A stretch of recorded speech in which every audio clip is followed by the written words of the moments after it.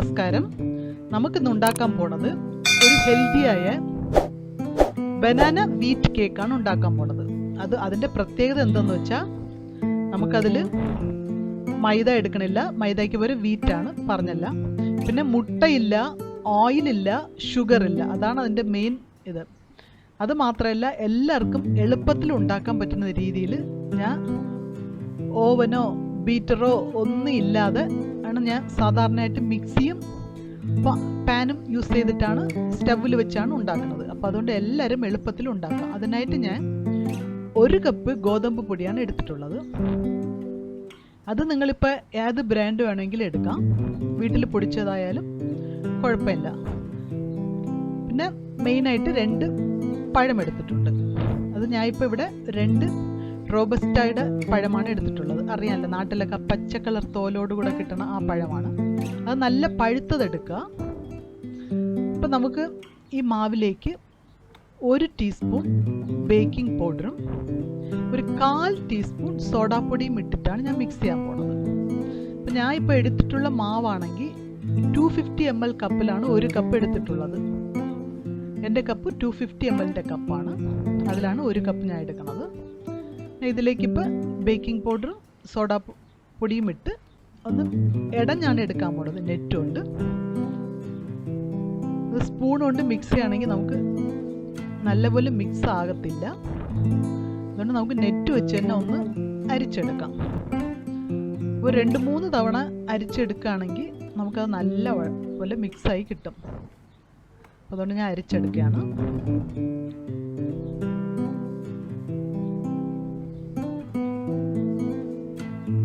ഇനി നമുക്കിതിലേക്ക് ശർക്കര എടുക്കുകയാണ്. അപ്പം ഞാൻ ഇത് 1 പീസ് ശർക്കര ആകുമ്പോൾ 100 ഗ്രാംസ് ഇരിക്കും. ഞാൻ ഒരു 1.5 പീസാണ് എടുക്കുന്നത്. അതായത് 150 ഗ്രാം ശർക്കരയാണ് എടുക്കുന്നത്, 1.5 പീസ്. ഇപ്പം നിങ്ങൾക്കിപ്പോൾ കൂടുതൽ ഷുഗർ ആവശ്യമില്ലെങ്കിൽ 1 പീസ് എടുത്താൽ മതിയാകും. അത് കൂടുതൽ ആവശ്യമുണ്ടെങ്കിൽ 2 പീസ് എടുത്താലും കറക്റ്റായിരിക്കും. അതിനേക്കാളും കൂടുതൽ എടുക്കണ്ട, ഇത്തിരി കൂടിപ്പോകും. 1.5 കറക്റ്റാണ്. ശർക്കര എടുത്തിട്ടുള്ളൂ. ഞാൻ ഇതിൽ ശർക്കരയിൽ ഒരു 1/2 കപ്പ് വെള്ളം ഒഴിച്ച് അലിയിച്ച് അരിച്ചെടുത്തിട്ടുണ്ട്, ശർക്കര പാനി ആക്കിയിട്ടുണ്ട്. ഇനി നമുക്ക് മിക്സിയിലോട്ട് ഈ 2 പഴവും ശർക്കര പാനി ഇട്ട് ഒന്ന് അടിച്ചെടുക്കാം. അതിലേക്ക് 1 നുള്ളു ഉപ്പിടുന്നുണ്ട്. ഉപ്പിടുമ്പോൾ ഒന്ന് ശ്രദ്ധിക്കുക, ചിലരുടെ ശർക്കരയ്ക്ക് ഉപ്പ് കാണും. അതുകൊണ്ട് അതൊന്ന് ശ്രദ്ധിച്ചിടുക. ഇപ്പം എൻ്റെ ശർക്കരയ്ക്ക് ഉപ്പില്ല, അതുകൊണ്ട് ഞാൻ 1 നുള്ളു ഉപ്പ് ഇടുകയാണ്. ശർക്കരയ്ക്ക് മാത്രമല്ല, നമ്മുടെ പഴത്തിനും ഒരു ശകലം ഉപ്പ് നാച്ചുറലായിട്ട് തന്നെ കാണും. ഇപ്പം ഞാൻ ശർക്കര പാനിയും പഴവും നല്ലപോലെ മിക്സിയിൽ അടിച്ചെടുത്തിട്ടുണ്ട്. ഇതിലേക്ക് 1 ടീസ്പൂൺ വാനില എസൻസ് ഒഴിക്കുകയാണ്. 1/2 to 1 വരെ ഒഴിക്കുക. വാനില എസൻസ് ഇല്ലെങ്കിൽ ഏലക്കാപ്പൊടി ഇട്ടാലും മതിയാകും. ഏലക്കാപ്പൊടി പക്ഷെ അതിനേക്കാളും വാനില എസൻസാണ് നമുക്ക് കേക്കിനൊരു നല്ല ഫ്ലേവർ തരണത്. ഇപ്പം നമുക്ക് 2 ടേബിൾ സ്പൂൺ നെയ്യ് ആഡ് ചെയ്തിട്ടുണ്ട്. 2 ടേബിൾ സ്പൂൺ നെയ്യോ ബട്ടറോ എന്തെങ്കിലും ആഡ് ചെയ്യാം. 2 ഇല്ലെങ്കിൽ 2 ടേബിൾ സ്പൂൺ ഓയിൽ ഇട്ടാലും മതിയാകും. ഇട്ട് നമുക്ക് മിക്സിയിൽ ഒന്നുകൂടെ അടിച്ച് കൊണ്ടുവന്നിട്ടുണ്ട്. ഇപ്പം ഇതിൽ പഴവും ശർക്കര പാനിയും വാനില എസൻസും 1 നുള്ളു ഉപ്പും ഇട്ട് അടിച്ച് കൊണ്ടുവന്നിട്ടുണ്ട്. നമുക്കിതിലേക്ക് ഇനി കേക്കിൻ്റെ മാവിടണം, ഗോതമ്പ് പൊടി ഇടണം. അപ്പോൾ അത് മിക്സ് ചെയ്യാൻ ഞാൻ ഒരു വിസ്ക്കാണ് എടുത്തിട്ടുള്ളത്. ഇപ്പോൾ വിസ്ക് ഇല്ലാത്തവർ ഇതുപോലെ ഒരു തടിത്തവി എടുത്താലും മതിയാകും, അല്ലെങ്കിൽ ഒരു സ്പൂൺ എടുത്താലും മതിയാകും. എന്തായാലും എടുത്താൽ, ഞാൻ ഇപ്പോൾ വിസ്ക് എനിക്ക് കുറച്ചുകൂടി എളുപ്പമായതുകൊണ്ട് വിസ്ക്കാണ് എടുക്കണത്. ഇതിലേക്ക് മാവ് നമുക്ക് എല്ലാം ചേർത്ത് ഒന്നിച്ച് തട്ടണ്ട, കുറച്ച് കുറച്ചായിട്ട് ഇട്ട് ക്ലോക്ക് വൈസ് ഡയറക്ഷനിൽ തന്നെ ഒന്ന് മിക്സ് ചെയ്യാം. നമുക്ക്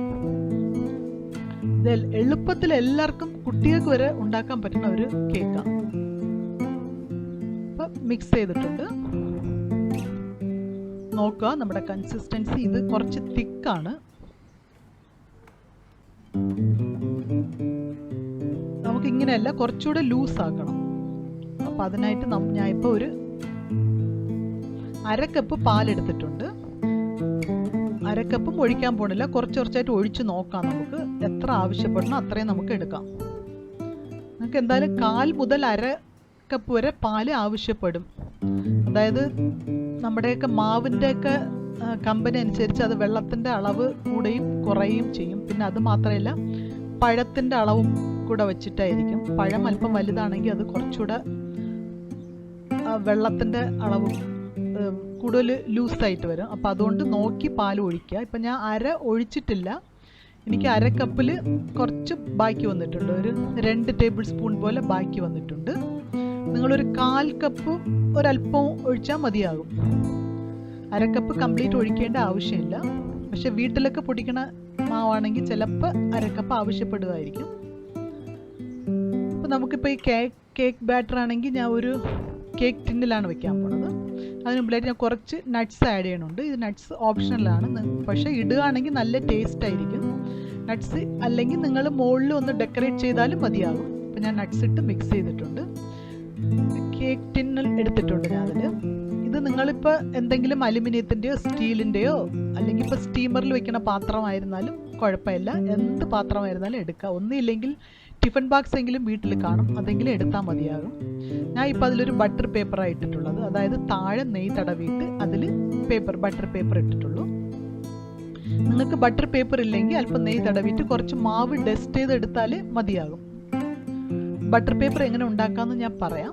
കേക്ക് ബാറ്റർ ഒഴിച്ചിട്ട് ഒന്ന് തട്ടി വിടുക. അതായത് ഇടയ്ക്കൊന്ന് എയർ ബബിൾസ് എല്ലാം ഉണ്ടെങ്കിൽ അത് പോകാനാണ് തട്ടി വിടുന്നത്.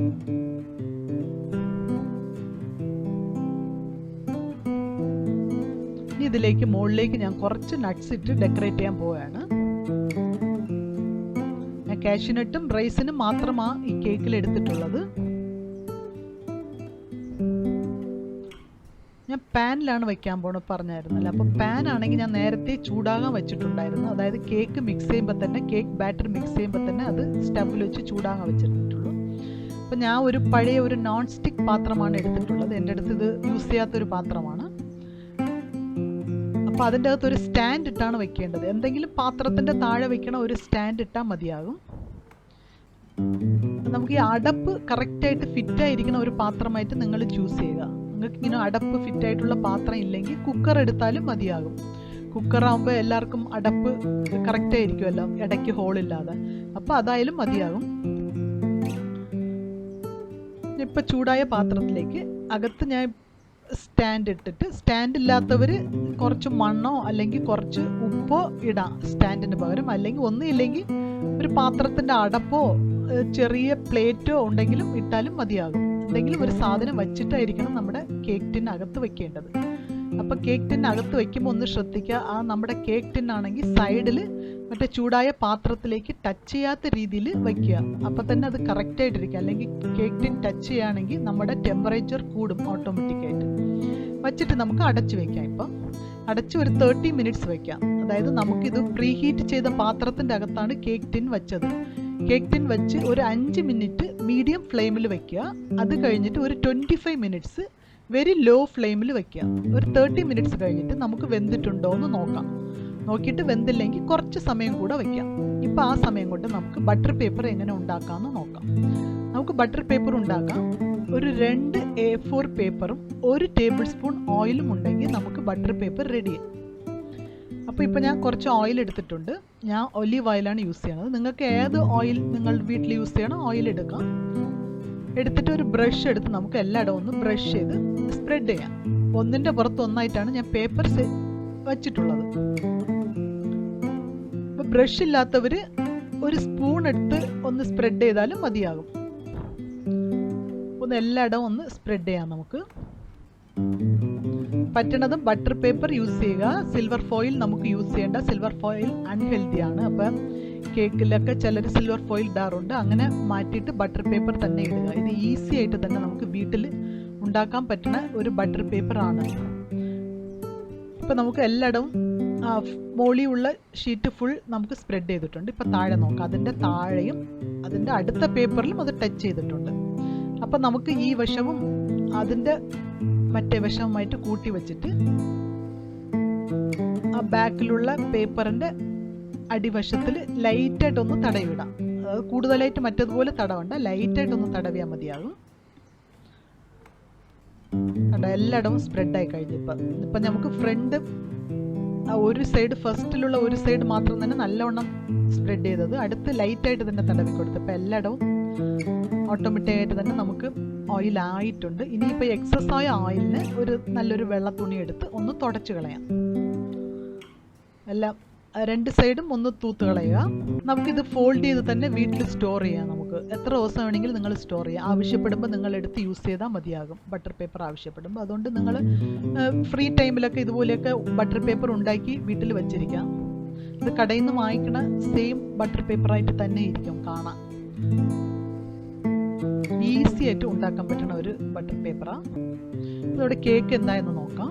ഒരു 30 മിനിറ്റ്സ് ആയിട്ടുണ്ട്. ഇപ്പം നമുക്കൊരു ഷാർപ്പായ നൈഫോ അല്ലെങ്കിൽ ഒരു ടൂത്ത് പിക്കോ വെച്ച് കുത്തി നോക്കാം. ലൈറ്റായിട്ട് അതിൽ ഒട്ടി വന്നിട്ടുണ്ട്, അതായത് അത് കുക്കായില്ല. കുറച്ച് സമയം കൂടെ നമുക്ക് വയ്ക്കാം, ഒരു 5-10 മിനിറ്റ്സ് കൂടെ വയ്ക്കാം. അത് കഴിഞ്ഞിട്ട് ഞാൻ ഇപ്പോൾ എടുത്തിട്ടുണ്ട്. ഒരു 5 മിനിറ്റ്സ് കഴിഞ്ഞപ്പോൾ ഞാൻ എടുത്ത് ഒരു 40 മിനിറ്റ്സ് 35-40 മിനിറ്റ്സ് ആകും എന്തായാലും. ഇപ്പോൾ സൈഡ് ഇളക്കി കൊടുത്തിട്ട് നമുക്ക് തട്ടി നോക്കാം.